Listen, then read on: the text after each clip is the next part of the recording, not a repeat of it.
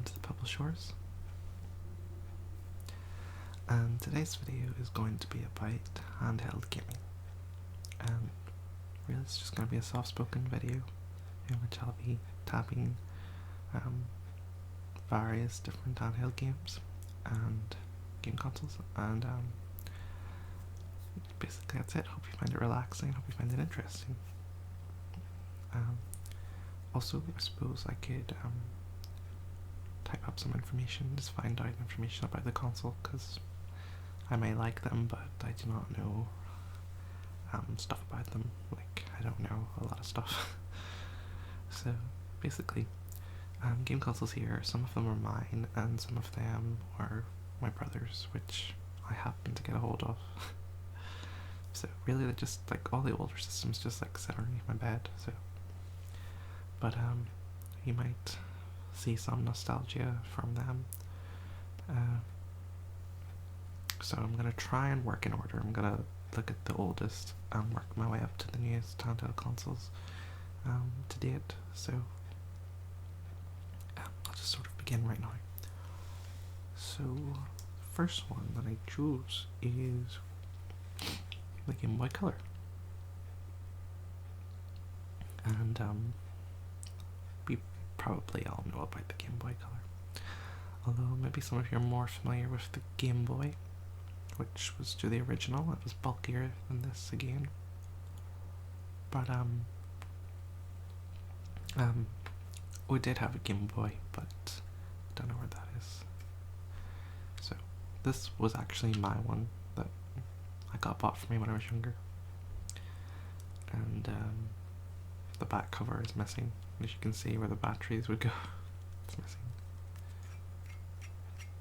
It's just spring. And the game in it is Pokemon Blue. Obviously, I was a big fan of Pokemon, although I didn't really understand it when I was younger, but I still played it. And the buttons, it has a D-pad and an A and a B button, and start and select. So it's pretty simple, the buttons. Actually, these buttons have mostly been simple all the way up. It also has an off and on button there. You just click it up, and a connection cable if you want to connect it to, it's like an extension connected to another system that allowed sort of multiplayer through cable. And I'm not sure if you could do it through this or not though, but and then the volume is just a wee slider, push up, push down. So that's basically it. It's just plastic film. And this particular design for the Game Boy actually is clear. It's like a clear purplish clear color. You can actually see the board, like the actual inside, if you can see. See that? It's clear and you can see.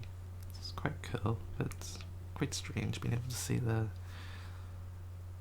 circuit board that makes this operational. Oh, that's the speaker down there.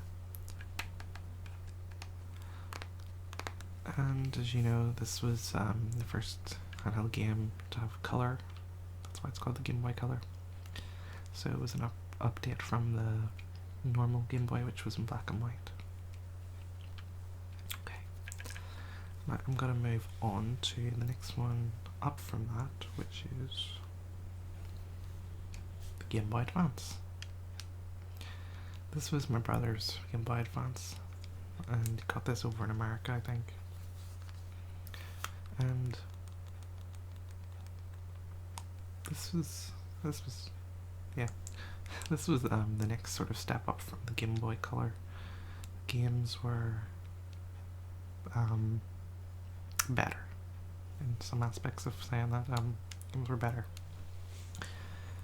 and the buttons stayed the same pretty much. An A and B button, a D-pad, and a start and select button, and a speaker just where the volume would come. And 3 things were added to this new thing, and it was the L and the R sticks up at the top, triggers.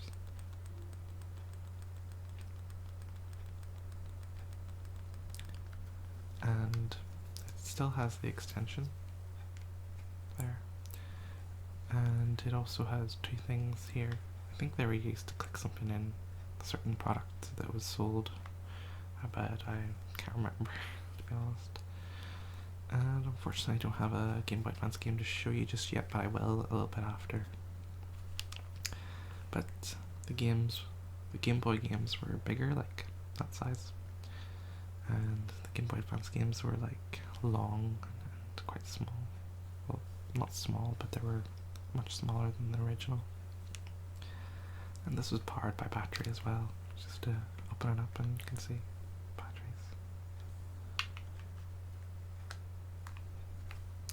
So that was the Game Boy Advance. It has a Spider-Man skin on it. And this was sort of the next step up, and it felt pretty comfortable in the hand, especially like this. So yep, so moving on from that one. Then a further step up from that, I have missed some. There was Game Boy Advance Micro. I'm not sure if it was after this one or if it was after the Game Boy Advance, but anyway, I think it was after this one. But this is the Game Boy Advance SP, and this was the first design for the flip, for the closing of the screen. It's sort of neat. It's quite thick, to be honest, like a little cube. And here I can actually show you a Game Boy Advance game. So as you can see, they were long and sort of short. And this was mine that I got. And the unique thing about this, from the step up, is that there was a backlight. So unfortunately those other games you had to play during the day, or if you had a really good lamp or light at night. But this was the step up, which had a backlight. So you press that button there and it would turn the backlight on, and it means you could play your games with a backlight on, so you could see it easier. Even in daytime you could see it easier, because it was quite difficult to see those games with certain sunlight and stuff like that. And the buttons pretty much stay the same as usual. The D-pad, the A and B button, and the start and select button. And the speaker in the middle, as you can see. Just 1 second, there might be a bit of interruption here. Hopefully not. So yeah, you could sort of put it like that as well, which was like a little mini laptop, but it's quite neat. It's definitely an advancement. Okay, and it also had a higher and lower button, but it was more like a slider, this one. And the on and off button was a switch. You just flick it up. Okay. And it also had that extension cable, but I think it's a different one. It looks different to me. But another unique thing about this one was that it wasn't battery powered AA batteries, it was powered by charge. So there's a charge in the slot there, or maybe it's the other one. I think it's the other one, I don't know. But anyway, you charge this up and you didn't need batteries for it, which was plus for back then, plus for now. To be honest, I didn't really like have to get batteries. Not that I would have to, but still. And I'd also have the clicky things here. They're much less hard to see, to be honest. I didn't even really see them until there. See? Very springy. Okay, so I'm gonna move up from that. These are all Nintendo products, by the way. I do have Sony. Well, Sony only really have two handheld consoles. So moving on from that, this was the big evolution, and excuse me for mine being broke, unfortunately. I had this console for years, and years and years and years and years and years, and it was only like last year, or the year before, I was running up the stairs with this in my pajama bottoms. Well, sorry for the interruption there. I think it's the TV. So yeah, I was running up the stairs with this in my pajama pocket, and it fell out and smashed all the way down the stairs. I'm really sorry for the interruption. I think that's actually coming from outside, and I actually have this microphone turned up to the fullest capacity. But it's more of a show and tell anyway, so hopefully you aren't sleeping through this, because I wouldn't want you to miss out all this excitement. So this is what happened. Its screen broke. As you can see, it should just flip. It should just really be something like that when you open it, but my screen broke. As you can see, unfortunately, all snapped.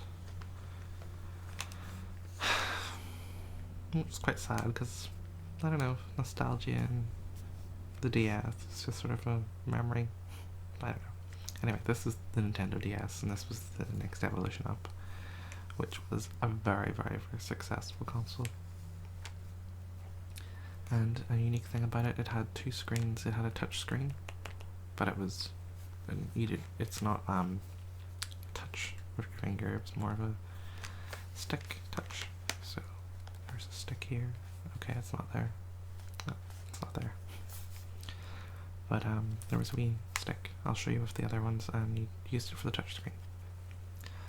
And buttons were added to this one. There was the A and B button, and X and Y were added on top. So it looked more like a D-pad sort of design again. See there. And then the start and select button were always there, and the D-pad. Power button was just a thing you put switch, just like a normal button. You just clicked it once and it would turn on, as opposed to a slider. Another thing that was added was the microphone. It has a wee microphone there, which was used for certain games and certain applications that you could get for it. And it has two speakers, which were quite loud, to be honest. These were quite loud speakers. I was always impressed with the speakers.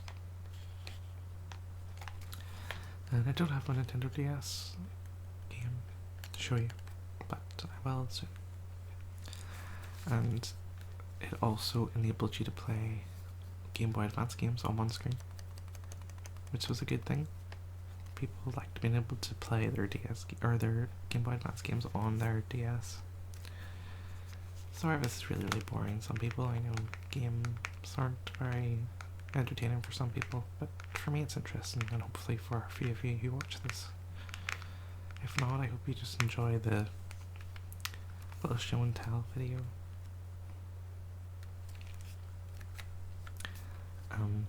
It also had a earphone slot to put your earphones in if you want to listen to it, and a volume slider just as always, and the charge slot, and the game slot, and one of the place where you put the stick, and the clickers, of course. So that's really all there is to show with that. As you can see, it was a big evolution, but it's quite a big console as well, but it fitted pretty nice in my hands, I thought. So yeah, I always think that they got the design pretty much from this, you can see. But if you like push it, it looks like that's been just like snapped out and just blue bits have been added on. It's quite funny, but it's quite cool. But yeah, they're quite similar. Well, they are from the same company, of course. So moving on from that, I'm going to show you the DS Lite, which came out. Now, I don't have it. It's sort of in this thing that I got, because this is actually broke as well, unfortunately. I didn't really take care of stuff when I was younger, But I've learned from that now, and I do take care of stuff. But anyway, the DS was smaller, more compact, and it was brighter. This, the backlight on that was just like the normal SP one, I think. Maybe a little bit better. This one had a really bright feature, a really bright screen. It was really good. So yeah, that was it there. That was the main feature for this one, DS Lite. This brighter screen, and the like more compact, smaller. Although it looks bigger in this because I have it inside this case thing, which enabled you to just leave it standing like that, set it down, and it also boosts the sound on it. The sound wasn't as strong in this one as opposed to the first one. But yeah, it has like speakers. It's powered through batteries in this little thing I have it in. You just plug the earphone piece into the DS and it plays through the speaker, which is loud. And I can actually show you a DS game now. That's what they look like, as you can see. Can't show you the game because it's not exactly legal. I have to admit to be able to admit to being illegal downloading games. But anyway, that's the DS Lite. It's pretty much the same. Nothing new was added at all. The only thing different was the brightness of the screen and the more compactness. So that's the DS Lite. Moving on from that, there was the DSi, which was an upgrade. As you can see, it's very neat, very compact, and various things were added to this one. For starters, the camera on the outside there was added to this one.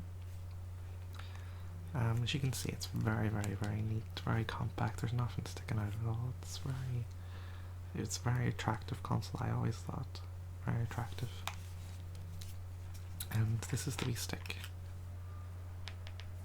So when you open it up, luckily this one is in perfect working condition. It's a touch screen there, so you'd use that for the games. Another thing that was added to this one, that's the inside, as you can see. It's very neat looking. There's also a camera and a microphone on the inside, in the middle there, as you can see. And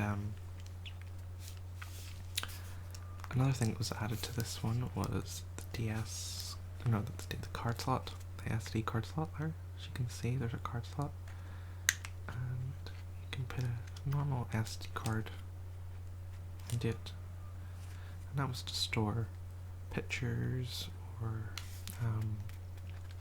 music if you wanted to play music. It also got a huge interface update inside on the actual software itself. As opposed to just having a start screen to start a game, there was various things added, like the camera. You could do different edits with the camera, make funny faces. There was the eShop, which meant you could connect to the internet, shop online for games, like little indie games or certain games at the time. So that was another feature that was enabled, which enabled you to download games onto this, as opposed to having the card, which was a big thing because everything's going down to now, to be honest. And the clickers, which is also fast access to the camera if you hold it in, or if you press both or something like that. But other than that, really it's the same thing. Some things have been changed, like the volume is now a clicker, and the on button is just a little button you push in. But yeah, it was a very neat console. Really liked it. They also made another one after this. It was a DSi XL, which was a larger version of this.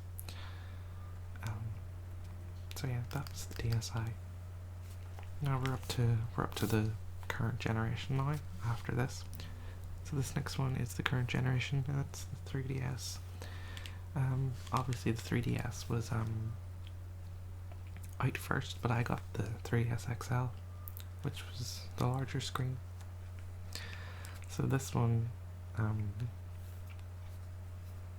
was improved massively in terms of the quality of the games, the graphics, the capabilities, stuff like that.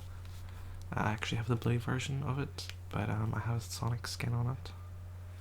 Really, I'm not a nerd really, but I do like Sonic. I think it's quite a cool skin.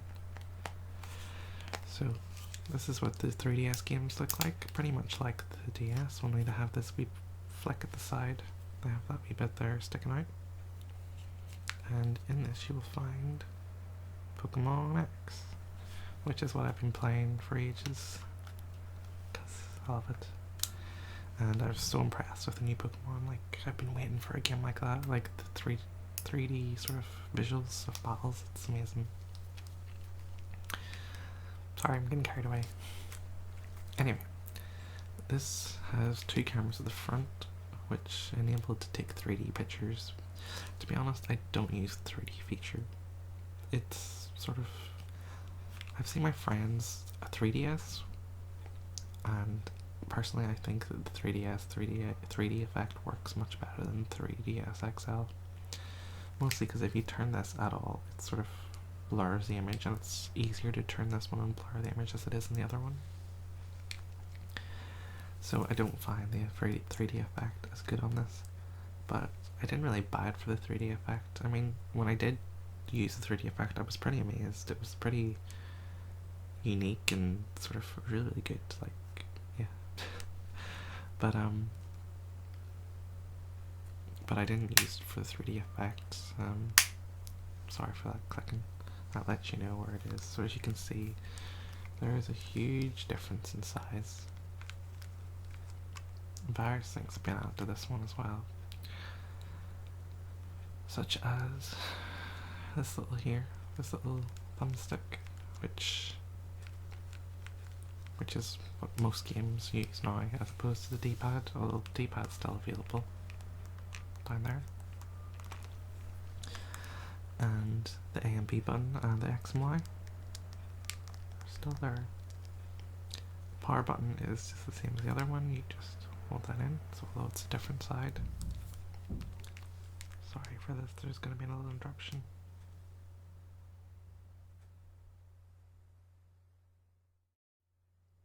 Hello, sorry about that. But we now have the house to ourselves.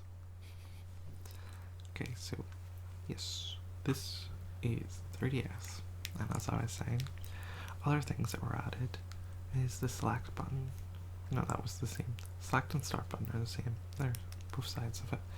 But the middle button is a home button, which was really, really needed. Well, I suppose the DSi had it too, sort of like a reset button. But the home button takes you straight back to the home sort of screen, the home interface. And it was easier than having to turn off and turn back on to get into it. So that's what the DS only allowed. Once you were in a game, you couldn't go back to the screen, although you wouldn't want to because it only had that game option really, or to play a GBA game. Yeah, speakers on this are both sides. They're pretty good. I still think that the normal DS had a really, really good speaker. I'm not sure. I haven't compared both of them, but from what I can recall, I think that the other speaker is actually better still. But I'm not sure. And it also has a 3D slider here, which turns on the 3D. And the stick, which is a little bit bigger, obviously, for the XL. The 3DS one has a little stick that expands. No one of those wee ones that stretch up. Like an aerial. No, not an aerial. Yeah, like one of those long aerials. Sorry for this clicking. It actually quite worries me when I hear that clicking, like it's gonna break or something. And it also has a charger button, a headphone piece. That's really, nothing really's been added in terms of that. And two wee clickers, obviously, at the top. That also are fast access to the camera. So that's the latest generation of Nintendo's handheld console. And also, I suppose the newest one would be the 2DS, which came out, which is quite interesting. But yeah. So that's my Nintendo products all looked at. I'm sure you are really bored to tears, especially that I'm not really interested in really. So luckily there's only 2 left, and these are Sony's handheld consoles. I'm sorry if my voice is going a little bit. I'm just getting over a cold. So Sony's PSP was its first handheld console. Now, there's been more after this, but I never got them. There was this is the very first one, Sony PSP 1000, and then there was a 2000, and then there was a 3000, and then there was a PSP Go, and I'm not sure there was something else. But yeah, this is the Sony PSP, and you can see there's quite a few buttons. One being the home button, the volume, a screen brightener, a music symbol. I can't remember what that means. Maybe it means go and do your music, but I don't really think it does actually. Select and the start button. Also, the power button has a hold button. If you push it down, like in old MP3 players, you didn't want to press the button by accident and skip. You could press the hold button down. I think that's if you're watching movies or if you just want to lock it. It also has a wee analog slider type thing, but I don't really like the analog slider on this, to be honest. It's very quite stiff, hard to push. And the D-pad is normal, spread out like this. And the buttons in Sony are a little bit different. They are triangle, square, O and X, or you could say circle and X. I always say O, circle and X. I suppose that makes sense because they're shapes. But yeah. So as opposed to the A and B button that Nintendo have ownership over and Xbox too, although theirs are reversed. Never mind. These have shapes. And at the top there is a normal USB. What do you call them? I can't remember what you call them. But everyone has them. Just like a normal USB sort of slot. It also has the slider to open up the back. And these games were like little mini discs in a plastic case. As you can see here. That's what they were like. The games. Oh, they were really easily scraped though. Like, this is quite scraped. Of course, I didn't really take care of it. But Sony were better in terms of graphics. They always have been. Like, compared to Nintendo, they've always been more advanced with their graphics. And I suppose it appeals more to older people. Well, the game quality and sort of cartoony things, which Nintendo were quite popular for, appeal more to kids and younger people. But basically, that's the buttons. It has a pretty good interface, and it's similar to the PS3s. So, if you have a PS3, this interface is similar. It has the same sort of menu. The screen's pretty big as well.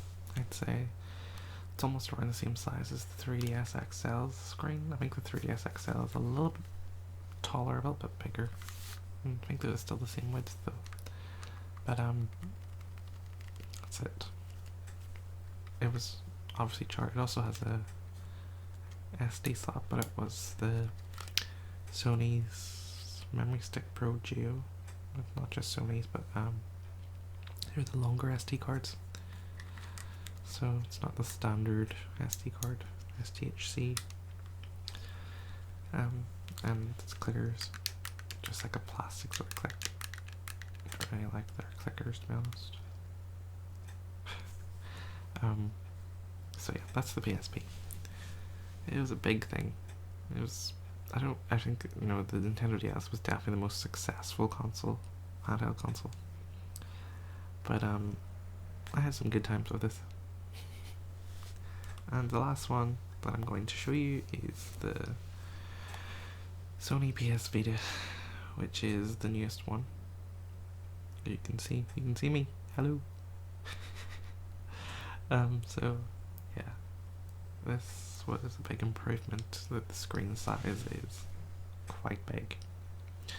The games are really good graphics. Like really, it has a really powerful processor. And it also has the right stick, not just the left one. So it has two of those wee analog sticks, and they're proper analog sticks. You can see they sit up, which can be good and bad in some cases. The bad would be that they could get stuck if you're trying to put this in your pocket, although it's quite big. I don't know why I'd want to put it in your pocket. But yes, the thumb sticks could get sort of stuck. I don't think they don't look easy broken, but still. And the buttons are the same, completely the same, only they're smaller than the other, but they're more clunky. They feel better. And also it has a back touchpad. I only really realized this was a back touchpad. I never knew at the beginning when I first got this. I was like playing a game and something was moving on the screen and I was like, that's a bit weird. And it turned out that I was actually moving it with my back finger, like rubbing against it, and it moved the screen. But I finally worked that out. And yep, so up there there's a wee flippy thing. It's not been confirmed what that's for yet, and this has been out a year or 2 years. Still there's been nothing released for this. Possibly it could be to do with something to do with the PS4, possibly. And PlayStation Vita games are like little cards. I'll show you. They're a little bit like the DS, only they're thinner and longer, like that. It's kind of like an SD card, the way it looks. One really annoying thing about Sony, this console, is that the SD card that you need for this thing to actually work is Sony's own make, and you can't buy any other like third-party type DS card sizes. Sort of sticking in some people's. You can't hold on, just take this off. You can't buy a third-party card for it, and these things are pretty expensive. Sorry for the noise there. It goes up to 32 gigabyte. I think they're releasing a 64 soon, but the 32 gigabyte is like £80 or so. Is it £80? Well, anyway, that's kind of ridiculous anyway, around that price for a card. But anyway, I got a 16 gigabyte one from CEX, which is a games trade selling thing. I think I got this for £32, although I didn't really spend the money, I just traded in stuff for it. But even the 16 gigabyte's not really enough because I need to delete games in order to download new ones, seeing as I'm a PlayStation Plus member for now. But that's a really annoying thing about this console. But I'll take this out of the case just to show you how thin it is and light. It's actually it's really nice design, much nicer than the original and the ones after that.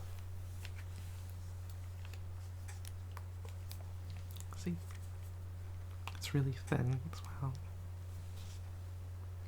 They're making a new one that should be out around Christmas or so, or after.